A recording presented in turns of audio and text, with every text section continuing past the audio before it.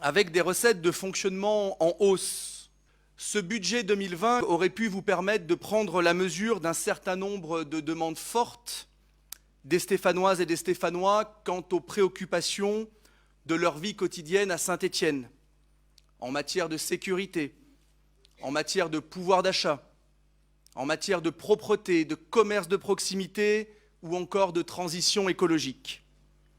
Hélas, il n'en est rien et vous revendiquez dans le fonctionnement une grande stabilité par rapport au choix de 2019.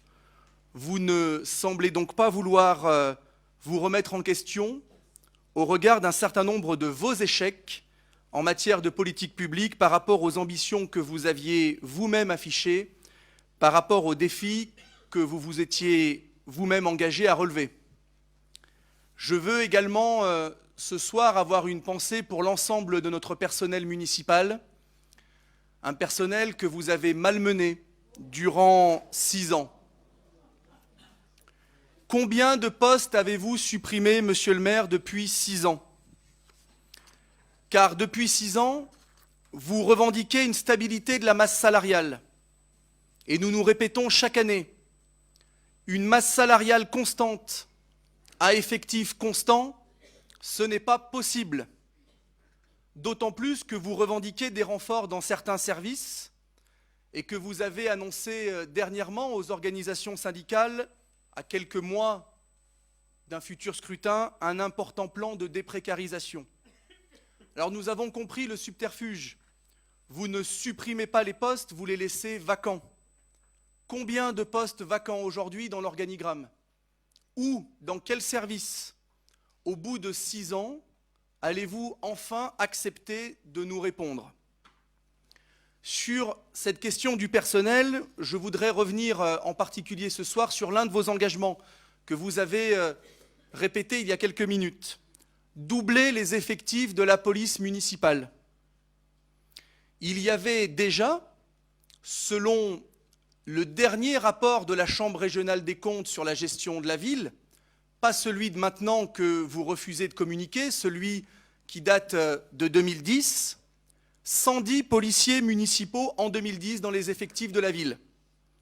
Je n'ai pas pu retrouver de chiffre précis pour l'année 2014, donc je garderai ce chiffre de 2010. Aujourd'hui, vous annoncez 161 agents dans les effectifs de la police municipale. On est donc loin de les avoir doublés. Sur ce point, vous avez donc menti. C'est certain.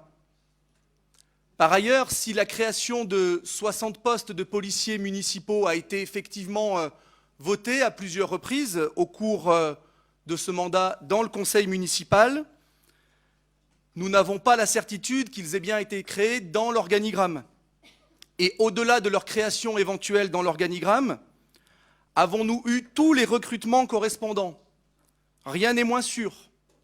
Parce que si par exemple la suppression de la brigade environnement de proximité vous a permis de transférer un certain nombre de postes au profit de la police municipale, nos ex-gardes champêtres ne sont pas pour autant tous devenus policiers municipaux.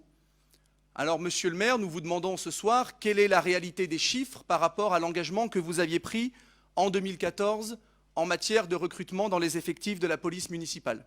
En matière d'épargne, nous avons là aussi une grande stabilité puisque l'autofinancement progresse légèrement, moins que les recettes de fonctionnement, et ce, malgré l'absence de choix notoires en matière de dépenses de fonctionnement, comme je l'évoquais à l'instant. Et si l'épargne nette, elle augmente de 1 million d'euros, ce qui permet d'afficher un indicateur positif, cette augmentation est strictement due à un désendettement moindre en 2020 par rapport à 2019, puisque celui-ci recule de 1 million d'euros. Ceci explique cela. Les investissements annoncés en 2020 sont eux aussi similaires dans leur montant à 2019, 50 millions d'euros, dont 16 millions d'euros en conservation, ce qui nous semble beaucoup trop faible au regard de l'état de dégradation avancé de notre patrimoine municipal, encore plus depuis les intempéries que nous avons subies les mois derniers et encore il y a quelques jours. Ce budget ne répond pas à l'urgence patrimoniale, alors que dans le même temps, nous consentons des investissements de toute évidence peu prioritaires. Je reviendrai plus tard sur la question du golf, par exemple, ou dont le tour de table financier a été mal négocié.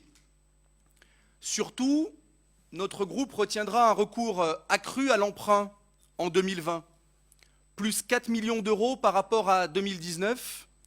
On comprend donc qu'il a fallu financer à crédit l'affichage budgétaire de la stabilité des investissements, car les annoncer en baisse maintenant auraient été, j'en conviens, du plus mauvais effet. En conclusion, notre groupe dira simplement que vous nous présentez un budget de parfaite stabilité, sans souffle nouveau et sans saveur, qui ne prend certainement pas la mesure des urgences que connaît notre ville. Il traduit une approche court-termiste de la gestion de la collectivité, une gestion sans cap affirmé, sans vision d'avenir, que la prochaine équipe municipale devra réorienter en profondeur.